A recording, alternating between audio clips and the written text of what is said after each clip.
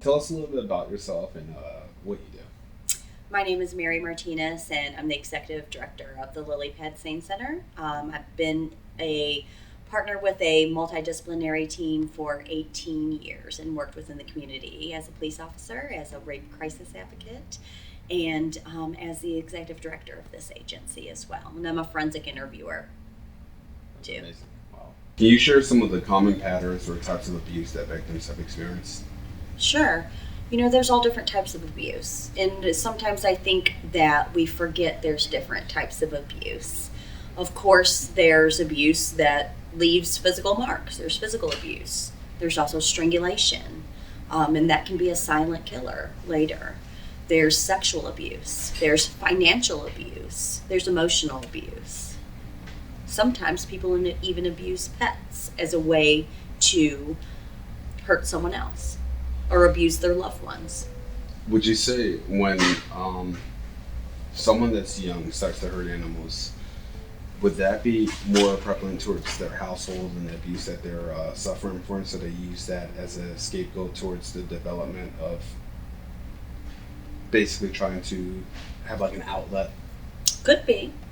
Yeah, any type of behavior that children exhibit that, you know, is characterized by abusing other children or abusing animals or even self-harm, if they're pulling their hair out or if they are hypersexualized, any of those things would be a cause for concern. That would be a cause to report to DFACS, and you can do that anonymously, and then, those children come to places like LilyPad, come here where we can talk with them and complete those forensic interviews to see if they have been abused.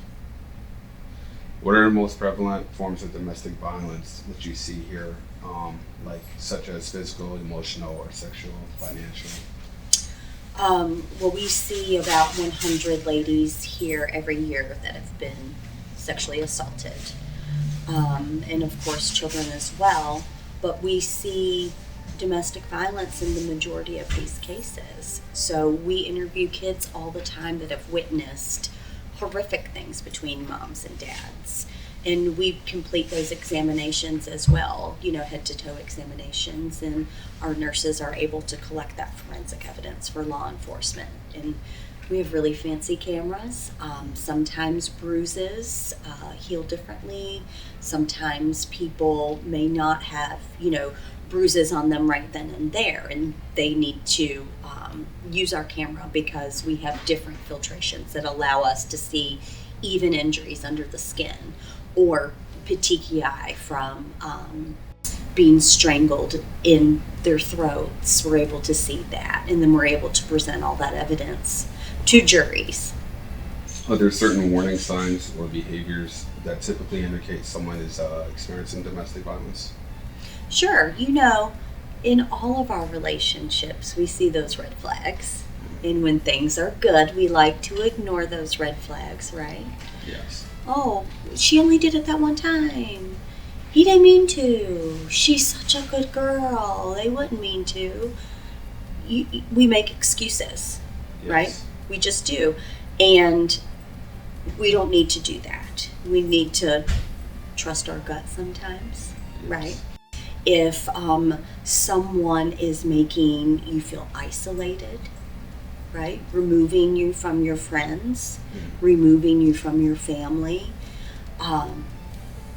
that's a big sign, right? Yes. Taking you away from that outside world. Maybe doesn't want you to work anymore.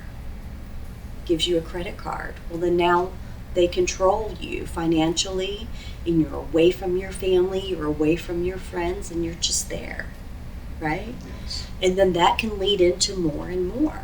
So although it's like a grooming pattern, you start out with that isolation and you think, well, he doesn't want me to go out with my friends, but it's not because of that, he just misses me, right? I see. He doesn't want me to see my family, but it's just because they did something to me, and then you're stuck. You're relying on your partner for everything, for, food, water, and shelter. your basic human needs. And then if you misbehave, that can lead into, or if you say, well, I really do want to go out with my friends, or I really do want to see my family, that can lead into an argument. That can lead into physical abuse. That could lead into maybe further financial isolation. How would you say, or what would be your advice to someone who is experiencing abuse, who is, because everything doesn't happen all at once when they start to pull them away from their friends, their family, financial stability that they might be able to present for themselves independently. How would you give advice to someone who's noticing a little bit of it and but they think nothing of it yet? Right. If they are, if a friend or a family member or someone discloses to you something that you know is not right, number one, if there's kids involved, anyone can make an anonymous report to DFACS. And DFACS is not always there to hurt, they're there to help. And I know that's a common myth. There's plenty of programs that DFACS can help with parenting, with warning signs of domestic violence and things like that. Call a domestic violence hotline. Call a rape crisis hotline. Ask those questions. Hey, I'm in this relationship and I'm feeling some type of nervousness about X. There's professionals there to help if you don't want to maybe seek out your own therapist or something like that. People tend to be on their best behavior, right, in the beginning of relationships. Yes. So if there are those warning signs like isolation or physical abuse and you think it's just a one-time thing, well, it's probably not just a one-time thing.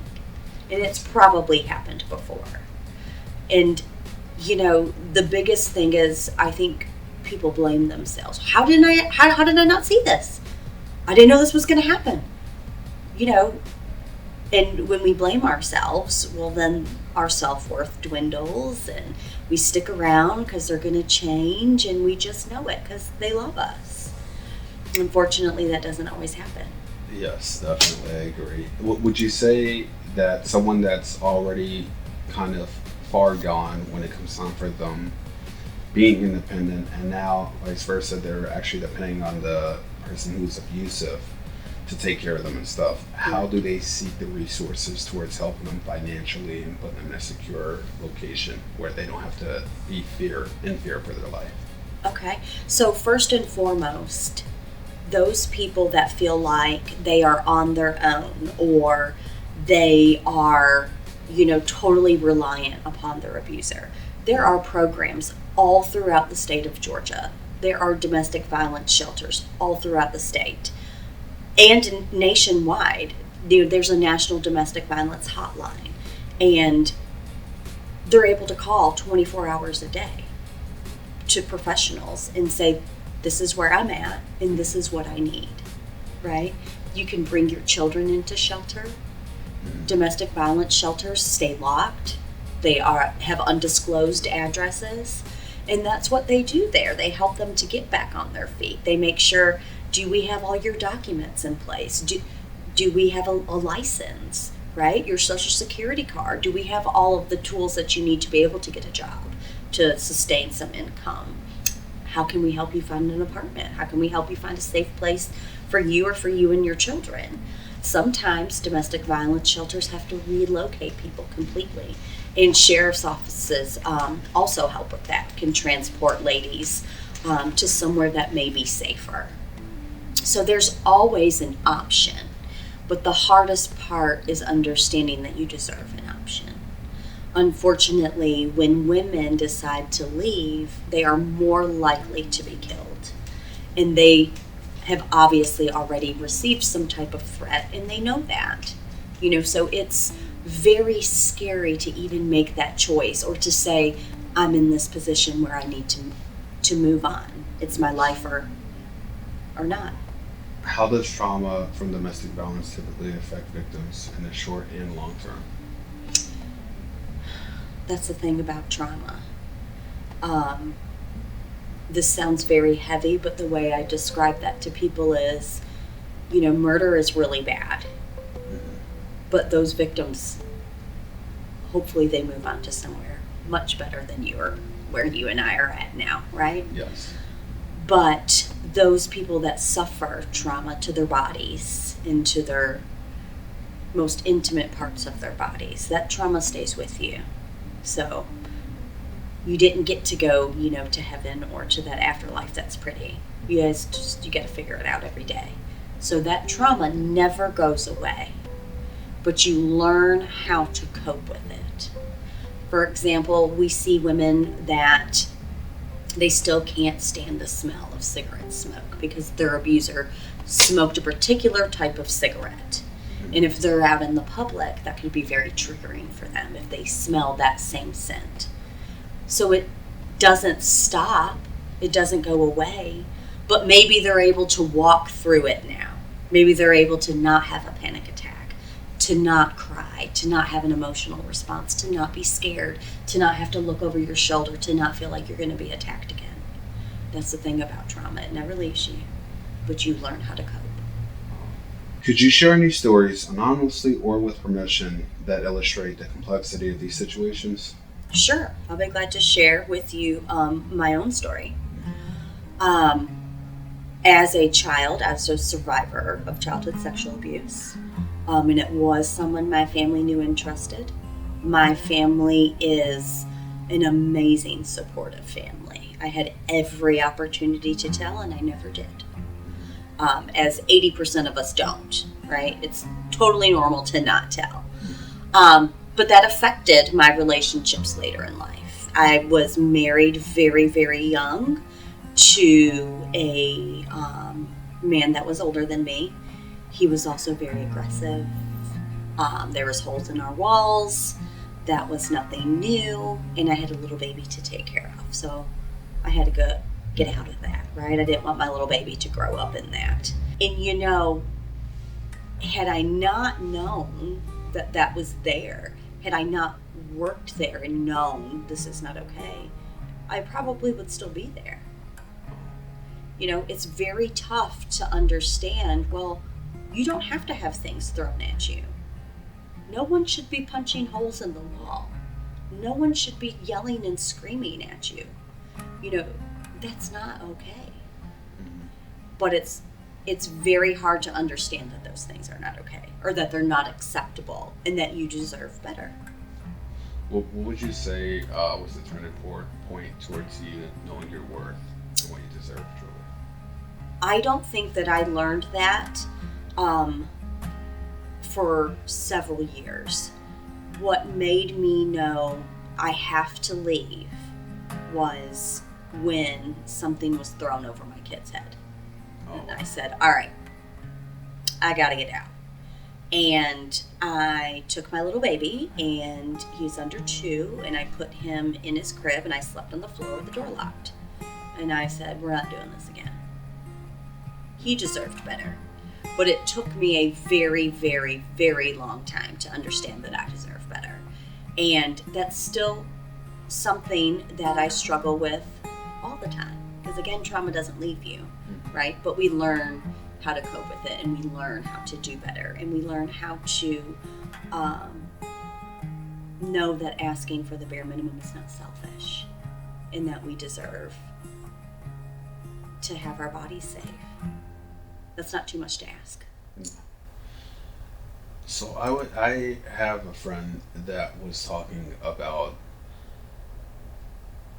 developing self-independence towards seeking your own help and stuff like that. Would you say in this domestic violence situation that works, or sometimes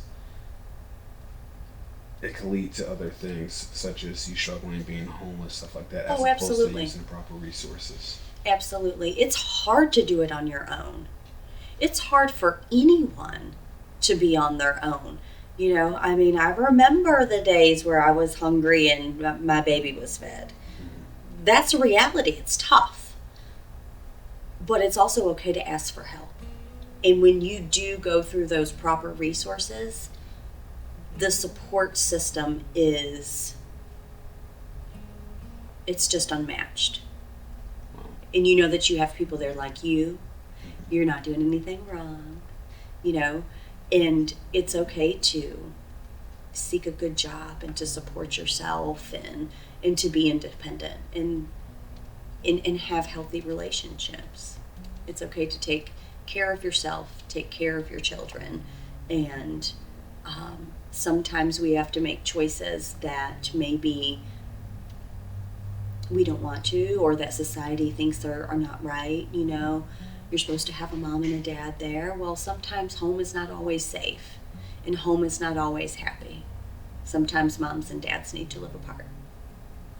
When you have the victims that walk through your doors seeking help, a majority of the time, how does it happen? So anyone can call our crisis line 24 hours a day. But the majority of the time, it's law enforcement calling us saying, hey, we've got a case. Can we come in? And we show up within 45 minutes. So whether there's a child that has witnessed domestic violence or a woman has the need for a forensic medical examination or anything like that, then we help those people. So if a child has witnessed domestic violence, then our forensic interviewers will interview them in a very child-friendly way so they know that they are in a safe place to tell us what's going on in their home. Law enforcement and DFACS watch us interview those kids on a closed-circuit monitor, so they're not even in there with us. It's nothing like what you see on TV. Everything is very child-friendly, and every person that talks to those kids is an expert. And then we can go and testify on their behalf in court. And same with our medical examinations. Those same nurses are forensic medical experts, and they are able to go and talk about dynamics of abuse and injuries and things like that. What strategies or programs do you use to intervene and prevent further abuse within the kids and their family? So, anyone that comes through our doors, we stick with them the entire time that their cases are in court. Just because there's an arrest made, that does not mean that case is over, right? Sometimes it takes years. So we stick with them throughout the entire process.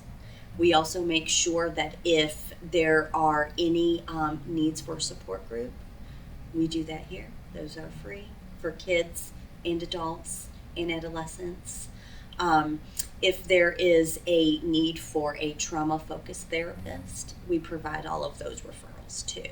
So we only provide services that are forensically sound and have some type of scientific method that is proven to help with trauma or with abuse.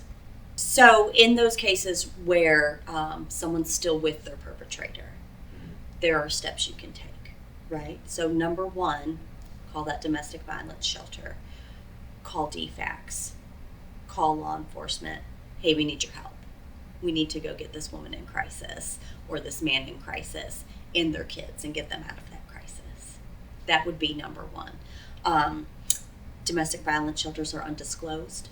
Sheriff's officers can come and pick these folks up, take them to the shelter, and no one knows that you're there. You have a police escort. How do you work with Child Protective Services and other agencies to protect children? So we are what's called a multidisciplinary team. Us, Child Protective Services, which we call DFACS down here in the South, the District Attorney's Office, all of our law enforcement agencies, we all work collaboratively together on these cases. So anytime a child is abused or someone suspects there's abuse in the home and that report's made to law enforcement or DFACS, they bring those kids here and then we conduct those forensic interviews. And then we meet every 2 weeks until that case is closed. Right? Mm-hmm. We meet with law enforcement, with DFACS, with the District Attorney's Office, with the domestic violence shelter, with therapists, with forensic interviewers and advocates, and we say, what is the best thing that we need to do for this child? Whether that's we're going to prosecute the bad guys, mm-hmm. we're going to need you guys to come testify? Or do we need some education in the home? You know, do we need to help mom or dad get up on their feet? Do they need therapy? It's a wraparound service as a community. What challenges do you face when trying to uncover abuse within families? The biggest challenge, I think, is people don't want to be a victim. People don't want to be seen as weak, you know. I let this happen. People internalize that a lot. And our biggest challenge is giving people the ability to speak out, because it's really hard to do that. Letting them know that they're believed. That's the biggest part. Letting them know that things like this do happen, that they're not alone.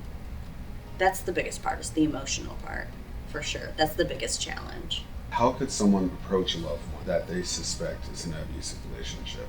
The first thing I would do is let them know, I need to have a conversation with you, a private conversation. And I'm coming to you with love and not judgment.